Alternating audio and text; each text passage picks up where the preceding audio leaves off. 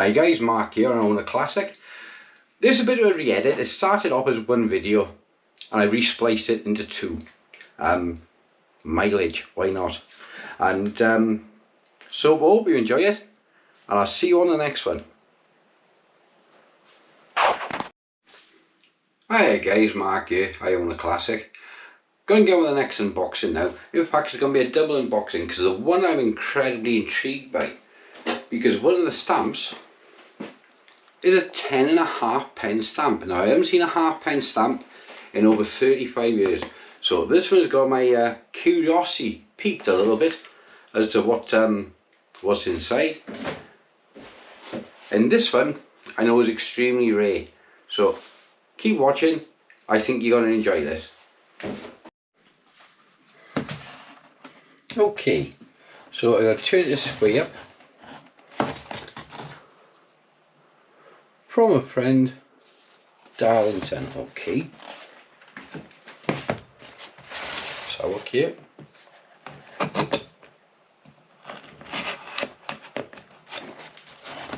From a friend, Darlington. That's interesting. That's intriguing, isn't it?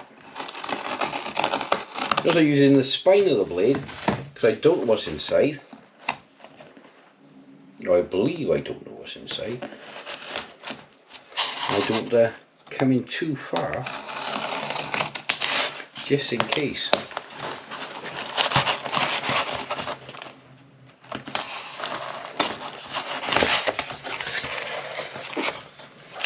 Okay. Oh, now look at this now.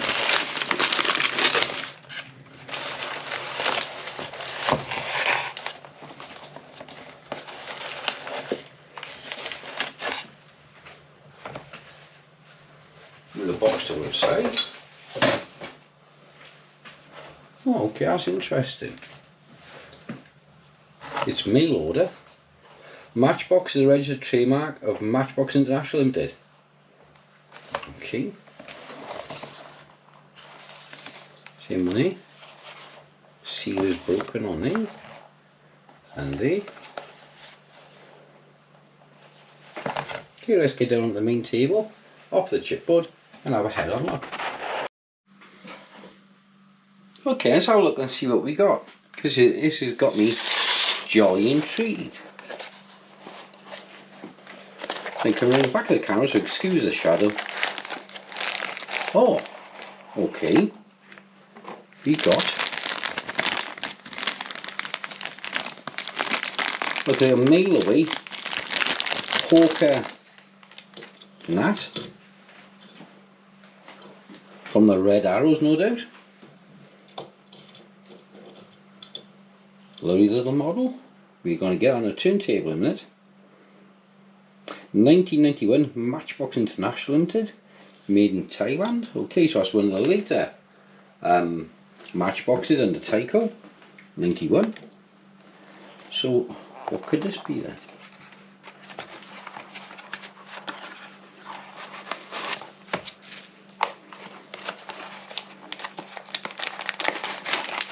Oh, it looks like it's still sealed. No, it's not. There's the far end. Okay, we've got a trailer.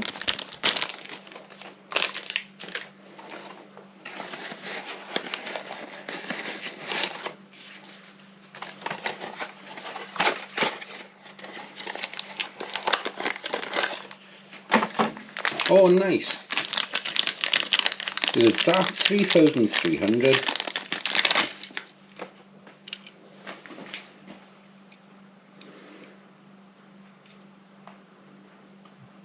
Made in Thailand, Matchbox International. There's a lovely little truck. This is one of the early ones as well, of the DAP. You can see here, which you will see better when I switch lenses to my max lens. The casting is really sharp and crisp across the later ones, because there was such fine detailing on the DAPs. There was a lot of flashing around the windows on the later ones. Let's put that cab together there. In fact, The trailer yet again, if you look on the pin on the trailer, show a better look on the macro lens. I believe again has never been used. Lovely, let's get on the turntable, let's have a look. Okay guys, so I know what the set is, I'm familiar with it. It was from around 1991, 1992. The second Gulf War, sorry, the first Gulf War was about to start. And Kellogg's, great American company, was doing a promotional for the Royal Air Force at the time. The BAE Systems Hawker, that was the training plane for the RAF at the time. I think it's still the first generation jet trainer today, albeit on a Mark III, I think now Mark IV, and a lot more advanced than this was back at the time with analog controls. But as we look at this Matchbox edition, it's in the later RAF colours of the red arrows, being slightly different deco on the wings and the fuselage. But nonetheless, she's still a very clean, crisp model of the BAE Systems Hawk. Some of the Matchbox planes at the time wasn't particularly good, if I remember. In fact, some of it was quite rather gaudy and, how can I put this politely, a pretty pathetic paint job. Alright, let's go look at the truck now, which we always know Matchbox done exceptionally well. First up, I'll be looking at the trailer. Nothing exceptional. It was the standard low bed trailer with this plastic frame over the top. It was also used with the police helicopter on later series. I think with a boat launch as well. I'm not sure guys, if you know better, message in the comments below. But the trailer first seen light of day in the 900 series, and I think it was on the Leyland cab, which they call the articulated lorry, with the boat on the trailer. So it would be the first appearance of this trailer back in 1978, I believe. Only modifications they'd done to the trailer was changed from a T-peg to a post, and everything else is exactly the same as the trailer first appeared in 1978. And this actual mould, this die-cast mould, went on until about 2004, I believe. A very long serving Lesney product, and in lots of different guises, like in the long haul body, it's used the same chassis with just a different top half on. In fact, in one of the videos we can do a comparison of some of the trailers. Okay, so we're going to look now. One last look on the table, and we're going to look to the DAF cab.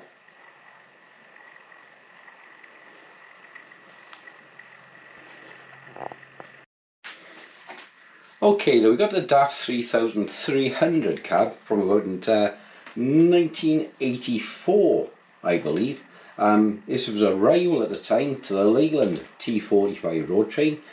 It is, funny enough, that is the truck that this truck replaced in the Matchbox range for the European cabovers.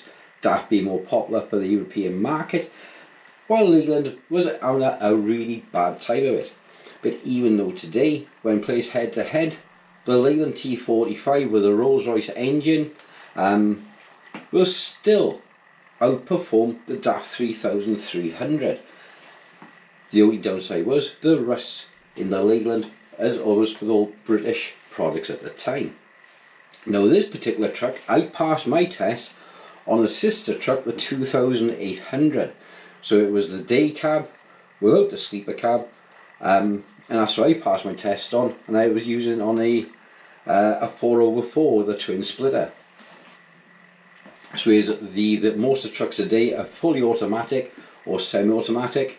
There's still a few of us old drivers which still rely on a 6-shift and a 16-speed gearbox, and I still think is a far superior system to any of these auto tragics that's on the road today. You have far better hill control.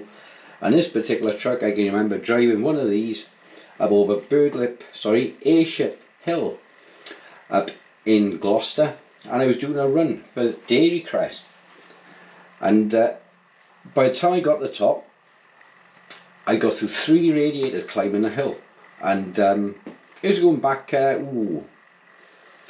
2000, something like that. And when I actually got up to Waitrose, I believe it was, up in Milton Keynes, we weighed the truck because I was told the truck was ready to go, she'd been weighed. And when we actually weighed the truck all in, she was 48 tons. And the truck which I was driving was only plated for 38, so it was actually 8 tons over my maximum. Like I said, that was over 20 years ago, but the laws was a lot more lenient then than what they are today. Unfortunately, the truck I had shortly after that was actually cut up, and it was a nice truck. I enjoyed using it. It came in obviously the 4x2, 6x2 and 6x4 variants, and the straight 6 engine using this truck, and this is quite ironic, originally come from Leyland to power the DAF trucks. So it was a Leyland engine powering a DAF, but it was a DAF truck that replaced the Leyland using the Leyland engine, and that same engine is still the same basic design for the Packard engine today run in nearly all DAFs. So the Leyland engine outrunning the truck it was designed for by 40 years. So here's an interesting little tidbit for you there on the Leyland engine in the DAF 3300 series. Okay, just changing the angle a little bit to give you a look now and closer down on the truck. You can see with the plastic cover now over the trailer, which it was a good compromise, I think, by Matchbox on this particular truck, or the helicopter truck as well, for the police, to make a repurpose of the trailer without having to make a new casting. I think it was very good, like I said. So this would have been one of the first of the DAF 3300s, or certainly within the first year of production, by the crisp lines on the cab, which again we'll look at later, some of the later ones towards the end of production, as you go higher up the Convoy range, and you will see some of the castings are particularly bad. So when you're collecting these, it's vital, I think, you get all the early models, because as the dies wore over the decades, and some of these were in production for decades, some was in production for less than 6 months, like the Leyland Road Train, quite hard to get hold of now, and a beautiful little truck. And I'm actually going to be doing a makeover on one of the Leyland Road Trains, fitting it with one of the new trailers, new set of wheels. I got one of the new rigs ready to chop up to do it, so keep watching for that, and do a T45 makeover on a road train. Hiya guys, so I hope you enjoyed this little unboxing. It did start off as one video, and I decided to split it into 2. Because figures is figures at the end of the day. I won't lie. I thought, oh, I get an extra video to this. So thanks for watching. The other video will be straight after this, after I've done a bit of editing, and I'll see you on the next one, which will be on CY2, the Convoy rocket series. And I say series because there are about 5 variations of the Convoy rocket. The original, the Tycho, made in Macau, England, Hong Kong, Thailand, China, and then China being the last one under Mattel, which is quite a, dare I say it, a sorry state of affairs. So I'll see you on the next one guys. Thanks for watching.